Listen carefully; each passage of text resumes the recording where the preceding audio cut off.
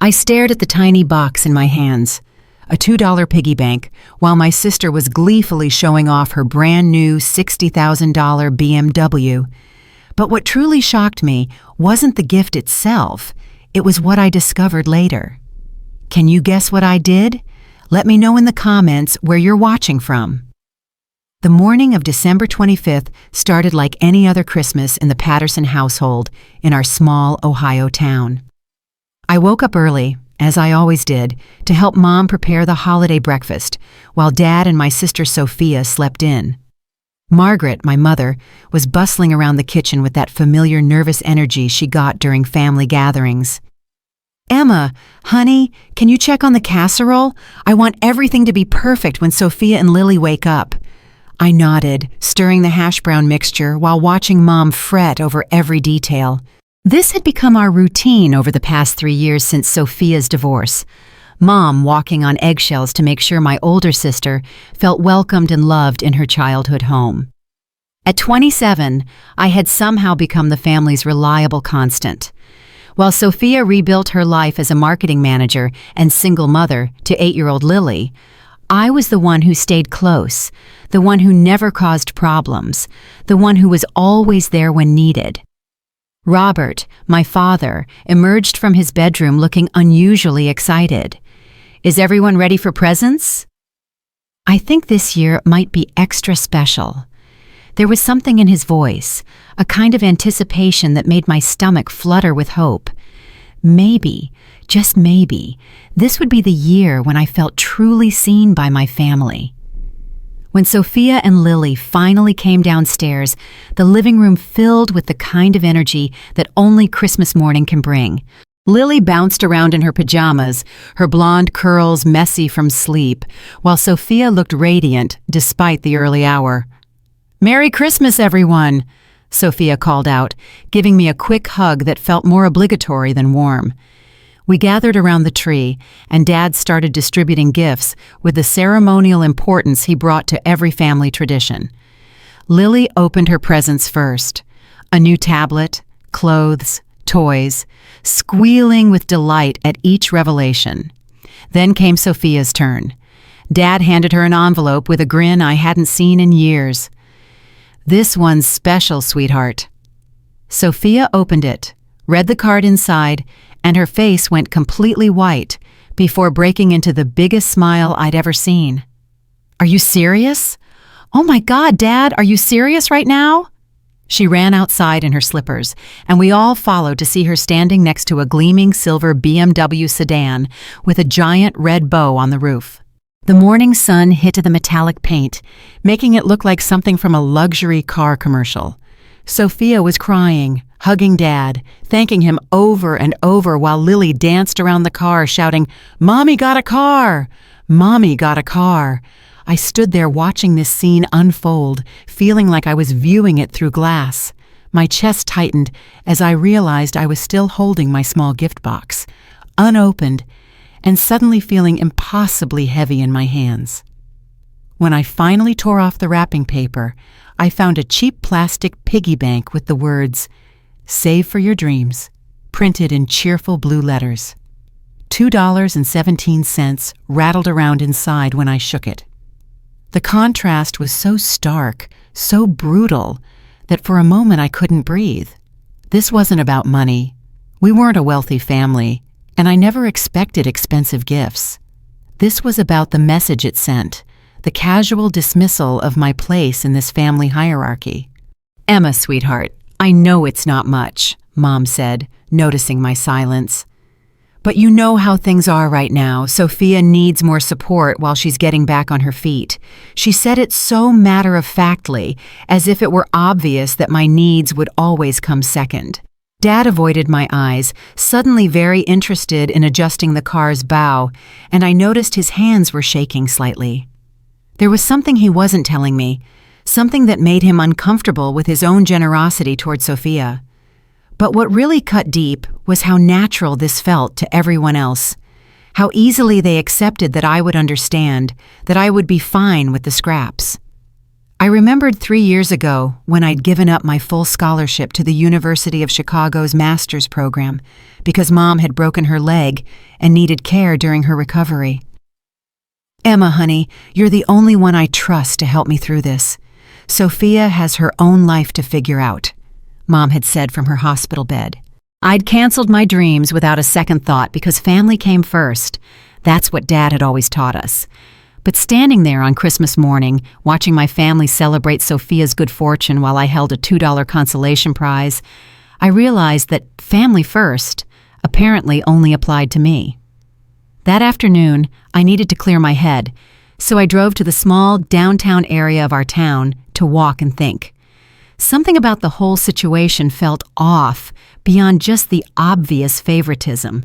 Why had Dad looked so uncomfortable? Why had he avoided eye contact with me? My walk took me past the BMW dealership where I assumed Dad had purchased Sophia's car, and on impulse, I decided to go inside. I told myself I was just curious about the financing, maybe wanting to understand how much of a stretch this purchase had been for our family's budget. The salesman who greeted me was friendly and eager to help. "Can I interest you in anything specific today? We have some great end-of-year deals going on." I explained that my father had recently purchased a BMW here, and I was just curious about the details. "Oh, you must be Emma Patterson," he said with recognition. "Your father mentioned you when he was setting up the paperwork. Said you were the responsible one in the family." My blood went cold. "I'm sorry, what paperwork?" The salesman looked confused. "Well, the registration and insurance paperwork. The car is registered under your name, not your sister's. Your father said it was for tax purposes."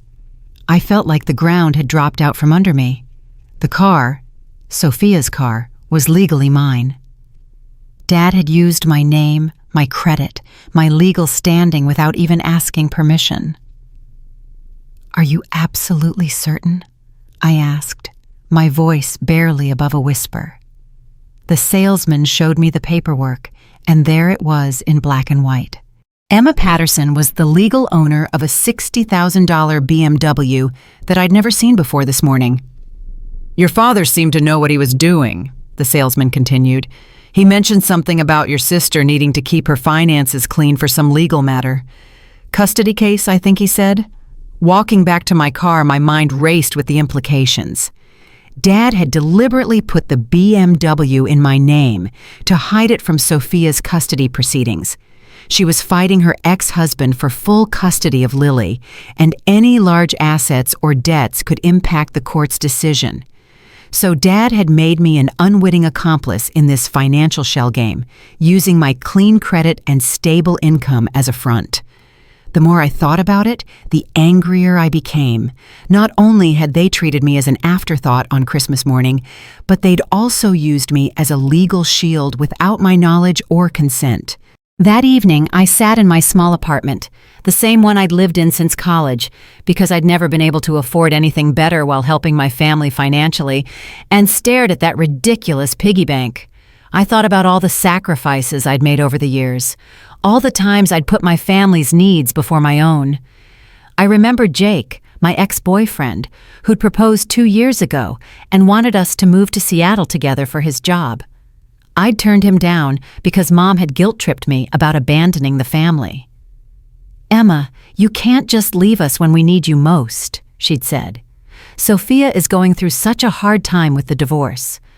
But apparently, when it came to major financial decisions that affected my legal standing, my opinion didn't matter at all. I was good enough to be used as a financial instrument, but not worthy enough to be included in the family's real celebrations. As I sat there in my quiet apartment, surrounded by the modest furniture I'd bought secondhand and the textbooks from the graduate program I'd abandoned, I felt something shift inside me. For the first time in my adult life, I was truly angry. Not hurt or disappointed, but furious at how casually my family had dismissed my autonomy. I spent the night researching car ownership laws, insurance policies, and my legal rights. If the BMW was registered in my name, then legally, it was my car. I could drive it, sell it, or keep it without anyone's permission. The thought was both terrifying and exhilarating. I'd never done anything remotely rebellious in my entire life, but maybe it was time to remind my family that I was a person with rights and feelings, not just a convenient safety net they could use when needed. The next morning, December 26th, I woke up with a strange sense of clarity.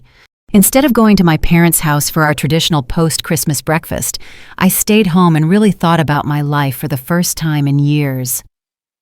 I pulled out a box of old photos and documents I'd kept in my closet, things I hadn't looked at since moving out of my parents' house.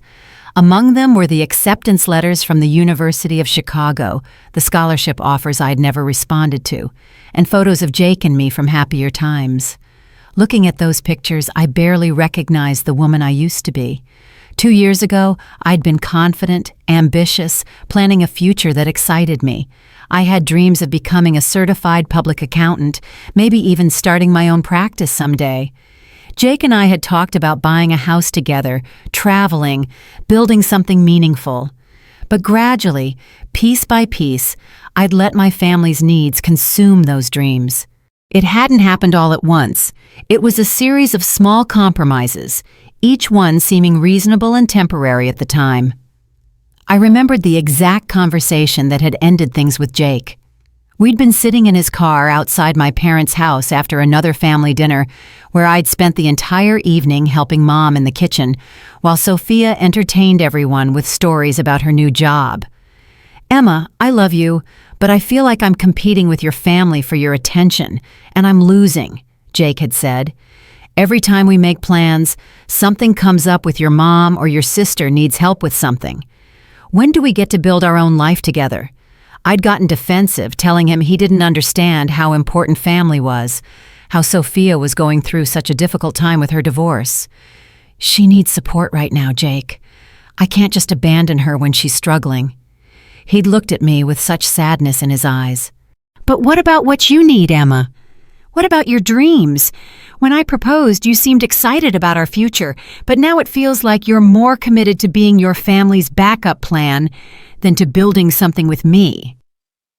I'd accused him of being selfish, of not understanding the importance of family loyalty.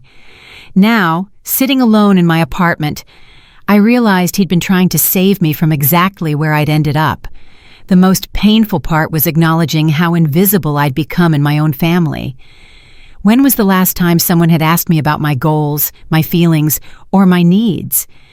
When had anyone shown genuine interest in my life beyond how I could help solve their problems? I was the family's emotional support system, financial backup, and reliable caretaker, but I wasn't treated as a whole person with my own legitimate desires and boundaries. Sophia got the sympathy, the financial support, and the celebration when things went well. I got the responsibility, the expectations, and the cheap piggy bank. I thought about all the times over the past 3 years when I'd canceled plans to babysit Lily while Sophia went out with friends. All the times I'd worked late doing Mom and Dad's taxes for free while paying an accountant to do my own because I didn't have time. All the family gatherings where I'd been the one cleaning up while everyone else relaxed and enjoyed themselves. I'd convinced myself this was what love looked like. Sacrifice, selflessness, always putting others first. But real love should be reciprocal, shouldn't it? Real family members should care about each other's happiness, not just use each other as convenient resources. That afternoon, I made a decision that both terrified and thrilled me. I was going to take the BMW, my BMW, according to the legal documents, and drive somewhere I could think clearly without the weight of my family's expectations pressing down on me.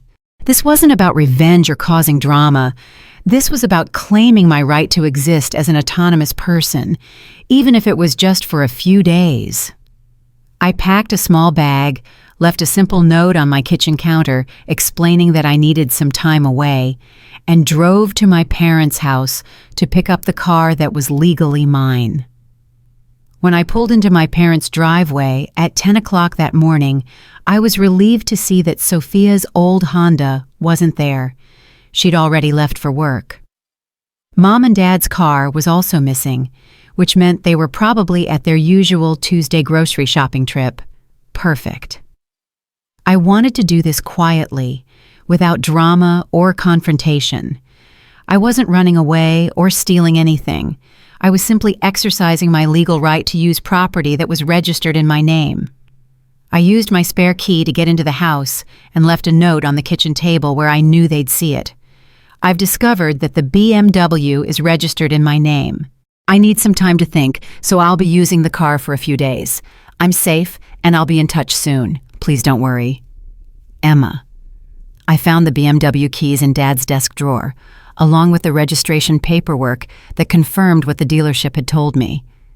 Seeing my name on those official documents felt surreal, like discovering I had inherited something I never knew belonged to me. Sitting behind the wheel of the BMW felt strange and wonderful at the same time. The leather seats were heated, the dashboard looked like something from a spaceship, and when I pressed the start button, the engine purred with expensive precision. For a moment, I just sat there in the driveway, overwhelmed by what I was doing. This was the most impulsive thing I'd ever done in my life, and it felt both terrifying and liberating.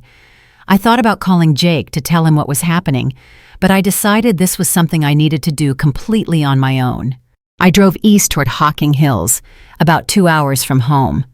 I'd always wanted to visit the state park there, with its caves and waterfalls and hiking trails, but somehow I'd never made the time. It seemed like the perfect place to think clearly and figure out what I really wanted from my life. The BMW handled beautifully on the winding roads, and I found myself actually enjoying the drive in a way I hadn't enjoyed anything in months. My phone started ringing when I was about halfway to the park. First Mom, then Dad, then Sophia. I let them all go to voicemail, not ready to deal with their reactions yet. I needed this time to think without being pulled back into the familiar patterns of guilt and obligation that had defined my adult life. At the park's visitor center, I rented a small cabin by the lake for 3 nights. The woman at the desk commented on my car. "That's a beautiful BMW. Treat yourself to something nice?" I smiled and said, "Something like that."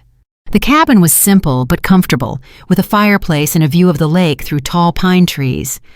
I unpacked my few belongings and then just sat on the small porch, listening to the water lap against the shore. When was the last time I'd been completely alone like this, with no one else's needs to consider? I couldn't remember. Even in my own apartment, I was always mentally managing my family's various crises and requests for help. By evening, I had 17 missed calls and twice as many text messages. I finally decided to listen to the voicemails, preparing myself for anger and accusations. Mom's first message was worried. "Emma, honey, where are you?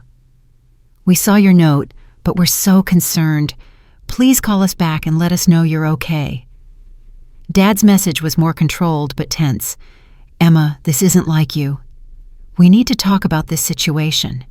Call me back as soon as you get this." But it was Sophia's voicemail that really stung. "Emma, what the hell do you think you're doing? That's my car and you know it. I don't care whose name it's under. Dad bought it for me, and I need it to get to work. This is so selfish and childish. Bring it back right now." Listening to her angry, entitled tone, I realized she had no understanding of why I might be upset. To her, I was just being inexplicably difficult, taking something that obviously belonged to her regardless of legal technicalities. The second day at the cabin, I met Helen, an older woman who was staying in the cabin next to mine. She was probably in her mid-60s, with silver hair and kind eyes that seemed to see everything. We struck up a conversation while we were both sitting by the lake, and she told me she was taking her first solo vacation in 40 years. "My husband passed away 6 months ago," she explained. "We had a wonderful marriage, but I realized I'd spent so much time taking care of everyone else, him, our kids, my elderly parents, that I'd forgotten who I was underneath all those roles." Her words hit me like a lightning bolt. "I came here to remember what I actually like, what I want, what makes me happy when I'm not busy making everyone else happy," Helen continued. It's scarier than I expected, being alone with just myself. But it's also liberating. I found myself telling her about my situation, the Christmas gifts, the BMW registration, the years of putting my family's needs first. Helen listened without judgment, nodding thoughtfully as I explained how invisible I felt in my own life. "You know what I think?" Helen said when I finished. "I think you're not just taking a car for a few days. You're taking back your right to exist as your own person." That's terrifying for families like ours, because we've trained them to see us as support systems rather than as whole human beings with our own needs. Her insight was both comforting and challenging. Was I really ready to change the fundamental dynamic of my family relationships? Was I strong enough to maintain boundaries even when they pushed back? On my third day at the cabin, I got a call from Jake. I was so surprised to see his name on my phone that I answered without thinking. "Emma? I hope it's okay that I'm calling. Your mom tracked down my number and called me this morning. She's really worried about you." Hearing his voice brought back a flood of emotions, love, regret, and a deep sadness for what we'd lost. "She seems to think I might know where you are or be able to convince you to come home," Jake continued. "I told her I didn't know anything, but honestly, I'm worried too." "Are you okay?" I found myself telling Jake everything, about Christmas morning, about discovering the BMW registration, about feeling like a ghost in my own family. He listened quietly, and when I finished, he said, "Emma, I'm proud of you. I know how hard this must be, standing up for yourself like this. You're finally doing what I hoped you'd do 2 years ago." We talked for over an hour, and it felt like reconnecting with a part of myself I'd lost. Jake told me about his life in Seattle, his work, the hiking trails he explored on weekends. It sounded like the life I'd given up, and while I felt a pang of regret, I also felt something else. Hope that maybe it wasn't too late to build something meaningful for myself. That evening, Dad called. His voice was different this time, not angry or demanding, but genuinely concerned. "Emma, sweetheart, I know I messed up. I should have asked you before putting the car in your name. I was trying to protect Sophia's custody case, but I realize now that I used you without your permission, and that was wrong." It was the first real apology I'd received, and it caught me off guard. "Dad, it's not just about the car," I managed to say. "It's about how I've disappeared in this family. Do you even know what I gave up to stay close to home after Mom's accident?" "The graduate school program," he said quietly. "And Jake." "Emma, I know you sacrificed a lot, and we've taken it for granted. Your mother and I were so focused on helping Sophia through her divorce that we forgot you needed support too." His acknowledgement felt like a crack in the wall I'd built around my anger. "But I need you to come home so we can talk about this properly. Driving off with the car, it's not solving anything, honey." Then came the call I'd been dreading. It was Dad again, but this time his voice was hard and ultimatum-laden.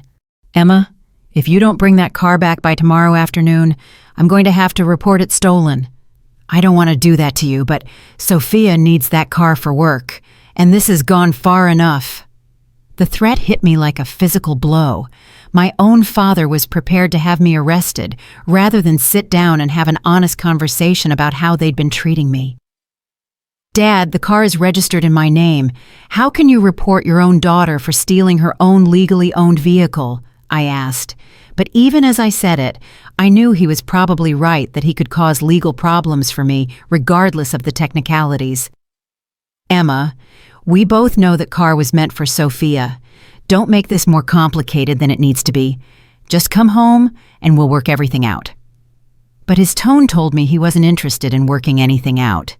He wanted me to return to my old role as the accommodating daughter who never caused problems.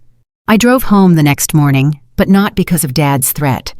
I drove home because I realized this conversation needed to happen face to face, and I needed to be the one to control how it unfolded. I'd spent 3 days thinking clearly for the first time in years, and I finally knew what I wanted to say. The BMW handled beautifully on the drive back, and I found myself appreciating what a nice car it was. Comfortable, smooth, responsive. It was ironic that I was getting to enjoy it more than Sophia probably would have. When I pulled into my parents' driveway, the whole family was waiting.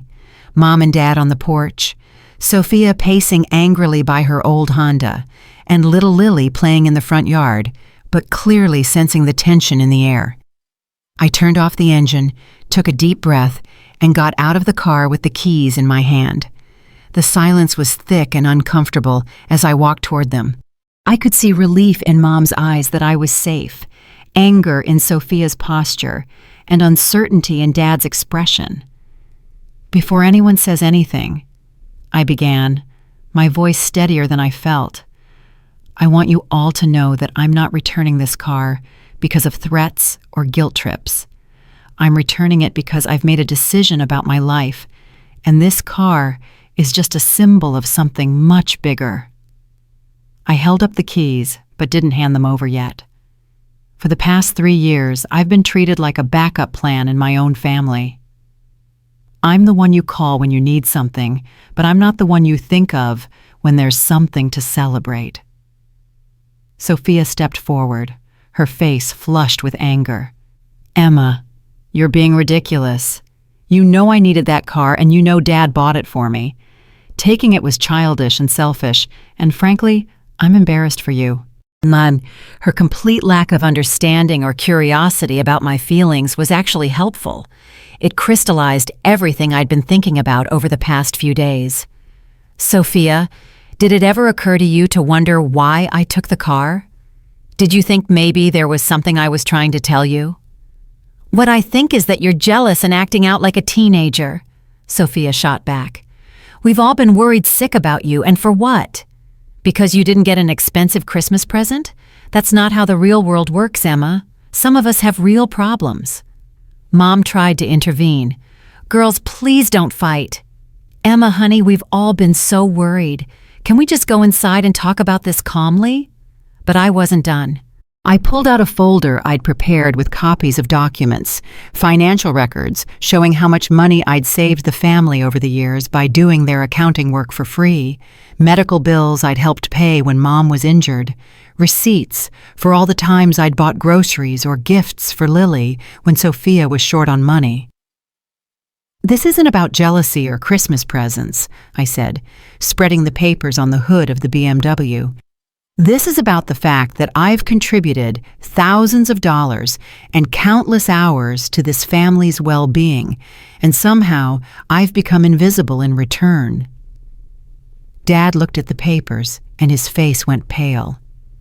Emma, we never asked you to keep track like this. No, Dad, you never asked me to do any of it. I did it because I love this family, and I wanted to help. But now I realize that my help has been taken for granted, and my own needs and dreams have been dismissed as unimportant. I pulled out the old acceptance letters from the University of Chicago. Do you know that they contacted me as recently as last month? They still had a place for me in their master's program. I could have been building a career, maybe even helping this family more effectively in the long run, but instead, I stayed small and stayed available. The silence that followed was deafening. Even Lily had stopped playing and was watching us with wide, confused eyes. Finally, Mom spoke. Emma, we never meant for you to feel unappreciated. Sophia has been through so much with the divorce and the custody battle. We thought you were stronger, more stable. We thought you didn't need as much support. Her words, meant to be comforting, actually made everything worse. So because I'm reliable, because I don't create drama, I don't deserve consideration, because I can handle things on my own, I don't deserve to be celebrated or prioritized. I handed the keys to Sophia, who took them with a confused expression. I'm moving to Seattle, I announced. Jake has offered me a position at his company, and I'm going to take it. I should have taken it 2 years ago. The family's reaction was immediate and intense. Mom started crying. Dad started protesting, and Sophia looked genuinely shocked for the first time. "Emma, you can't be serious," Mom sobbed. "This family needs you. What are we going to do without you?" "You're going to figure it out the same way other families do," I said gently but firmly. "You're going to solve your own problems and manage your own responsibilities. And maybe, if I'm lucky, you'll eventually miss me for who I am rather than for what I do for you." I looked at each of them in turn. "I'll be leaving next week. If anyone wants to have a real conversation about our relationship before then, not about what you need from me, but about who I am as a person, I'll be at my apartment." When I pulled into my parents' driveway on the morning of December 30th, the entire family was waiting for me like a reception committee. Mom and Dad stood on the front porch looking anxious and exhausted. Sophia was pacing back and forth beside her old Honda with barely contained fury, and little Lily was playing in the front yard, but clearly picking up on the adult tension surrounding her. The air itself seemed thick with unspoken accusations and defensive preparations. I turned off the BMW's engine, took 3 deep breaths to steady my nerves, and got out of the car with the keys held prominently in my hand. The silence was so complete, I could hear birds singing in the neighbor's oak tree and the distant sound of someone mowing their lawn several houses away. Everyone seemed frozen, waiting to see what I would do or say first, how I would handle this moment that felt like it could determine the future of our family relationships. "Before anyone says anything," I began, my voice steadier and more authoritative than I'd ever heard it sound, "I want you all to know that I'm not returning this car because of threats or guilt trips or family obligations. I'm returning it because I've spent the last few days thinking very clearly about my life, and I've made some important decisions that I need to share with all of you." I held up the BMW keys, but didn't immediately hand them over to Sophia, who was practically vibrating with impatience and barely suppressed anger. For the past 3 years, I have been treated like a backup plan in my own family. I'm the person you call when you need something, but I'm not the person you think of when there's something to celebrate or someone to include in major family decisions. I exist to solve problems and provide support, but apparently not to receive consideration or respect in return. Sophia stepped forward aggressively, her face flushed with indignation and what looked like genuine bewilderment about why I was being so difficult about something that seemed obvious to her. "Emma, you're being completely ridiculous and frankly embarrassing. You know perfectly well that Dad bought that car for me, and you know I desperately need reliable transportation to get to work and take care of my daughter. Taking it was childish and selfish, and I can't believe you've made our whole family worry about you over something so petty." Her complete inability to see beyond her own needs and perspective was actually helpful to me in that moment. It crystallized everything I'd been thinking about during my time away and gave me the clarity to respond without getting drawn into defensive explanations or justifications. "Sophia, have you spent even 1 minute wondering why I took the car? Have you asked yourself what might have driven me to do something so completely out of character for me?" "What I think," Sophia shot back with growing heat, "is that you're jealous because I got an expensive Christmas gift and you got something small. But that's how life works, Emma. Some of us have bigger problems and more pressing needs. I'm a single mother fighting for custody of my child while trying to rebuild my career. You're single with no major responsibilities. Of course the family resources are going to go toward the person who needs them most." Mom tried to intervene before the conversation could escalate further. "Girls, please don't fight like this. Emma, sweetheart, we've all been so terrified that something had happened to you. Can't we just go inside and discuss this calmly over coffee like a civilized family?" But her tone carried the familiar expectation that I would be the one to back down and accommodate everyone else's comfort level. Instead of responding to Sophia's accusations or Mom's attempt at redirection, I pulled out a manila folder I'd prepared during my last morning at the cabin. Inside were copies of documents I'd gathered from my own files, financial records, receipts, bank statements, and other proof of my contributions to the family's well-being over the past 3 years. I spread them out on the hood of the BMW like evidence in a legal case. "This isn't about jealousy or Christmas presents or material possessions," I said, pointing to the various documents. "This is about the fact that I have contributed thousands of dollars and countless hours to this family's stability and success, and somehow I've become completely invisible in return. These papers show every time I've paid for groceries when money was tight, every medical bill I've helped cover, every tax return I've prepared for free, every night I've babysat Lily so Sophia could go out with friends." Dad looked at the papers spread across the car's hood, and his face went pale as he began to understand the scope of my financial and practical contributions to our family's functioning. I could see him doing mental calculations, probably realizing for the first time how much money my unpaid labor had saved them over the years, and how much my constant availability had allowed everyone else to pursue their own goals without worry about family responsibilities. "Emma, we never asked you to keep detailed records like this," Dad said weakly, but his voice carried less conviction than before. "We never wanted you to feel like some kind of hired help or unpaid employee. You're our daughter, and family members help each other without keeping score." But even as he said it, I could see in his expression that he was beginning to understand how one-sided our family's version of mutual support had become. I pulled out another set of documents, the acceptance letters and scholarship offers from the University of Chicago that I'd never responded to, plus recent correspondence from the school showing that they had continued to hold a place for me in their graduate program as recently as 2 months ago. "Do you know that they contacted me in October?"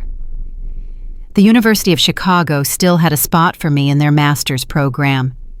I could have been building a career that would allow me to help this family more effectively in the long run, but I stayed small and stayed available because that's what you needed from me.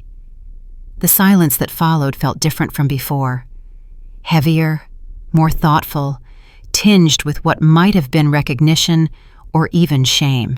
Even Lily had stopped playing and was watching the adults with wide, confused eyes that seemed to sense something important was happening even if she couldn't understand the specifics. Finally, Mom broke the silence with a voice that sounded smaller and more uncertain than I'd heard in years. "Emma, we never meant for you to feel unappreciated or taken for granted.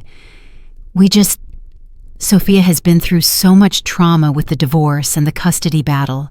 We thought you were stronger, more emotionally stable. We thought you didn't need as much support and attention because you seemed to handle everything so well on your own." Her words, which were probably meant to be comforting or explanatory, actually made the situation feel worse rather than better. "So because I'm reliable and don't create drama or demand constant attention, I don't deserve to be celebrated or prioritized. Because I can handle problems independently, I don't deserve to have my dreams and goals taken seriously? Is that really how love works in this family?" I handed the BMW keys to Sophia, who took them with an expression that had shifted from anger to confusion to something that might have been the beginning of understanding. "I'm moving to Seattle," I announced, my voice calm and final.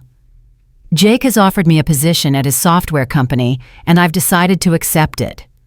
I should have made this choice 2 years ago when he first asked me, but I let family obligations and guilt convince me to give up my own happiness for everyone else's convenience." The family's reaction was immediate and intense. Mom started crying, Dad began protesting, and Sophia looked genuinely shocked for the first time since I'd known her as an adult. It was as if they'd never seriously considered that I might have my own life to live, my own dreams to pursue, my own right to prioritize my personal growth and happiness over their comfort and convenience. "Emma, you cannot be serious about this," Mom sobbed, her voice carrying the kind of desperate panic usually reserved for actual emergencies. "This family needs you here. What are we going to do without you to help manage everything? Who's going to take care of the financial paperwork and help with Lily and be here when we need support?" Her questions inadvertently revealed exactly what I meant to this family. I was valued for my usefulness, not for my inherent worth as a person they loved. "You're going to figure it out the same way millions of other families do," I said gently but firmly. "You're going to solve your own problems, manage your own responsibilities, and learn to function as independent adults.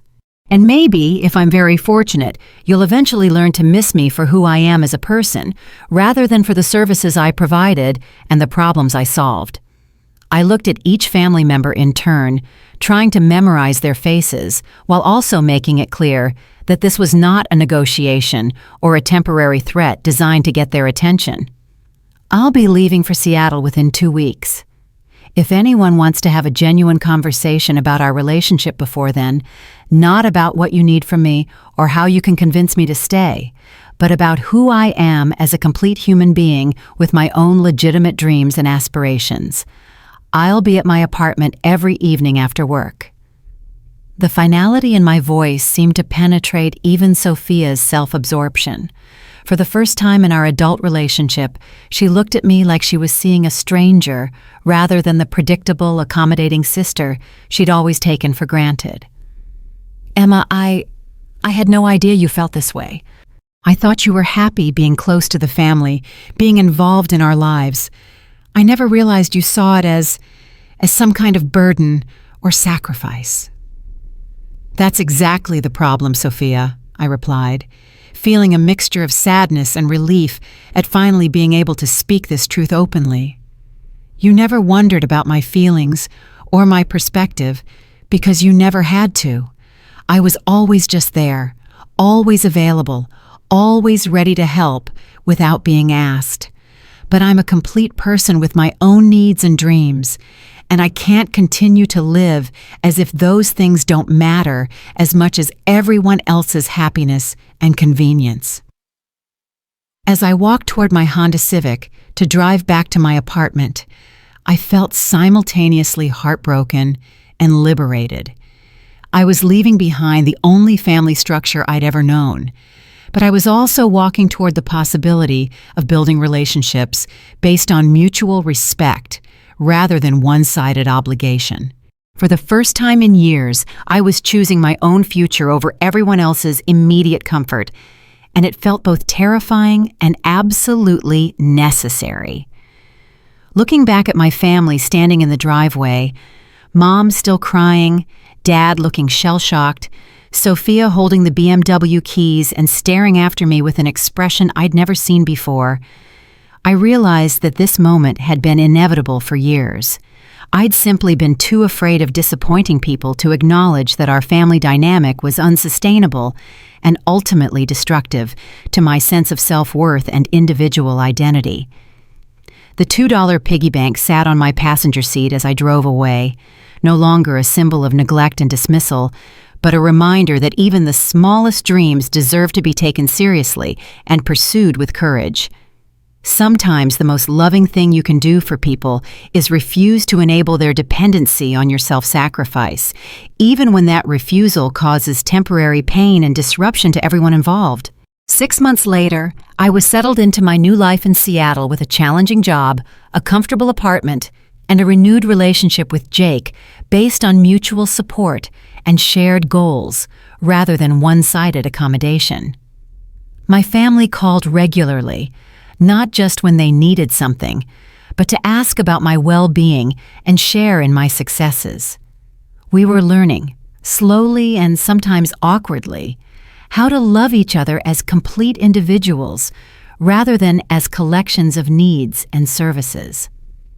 The BMW had become just another car in Sophia's life, but the conversation it had sparked continued to reshape how we related to each other as adults. Sometimes the most valuable gift you can give yourself is the courage to demand the respect and consideration you deserve, even when that demand requires walking away from people and situations that have shaped your entire understanding of love and loyalty.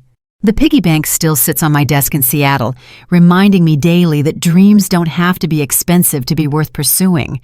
They just have to be authentically yours.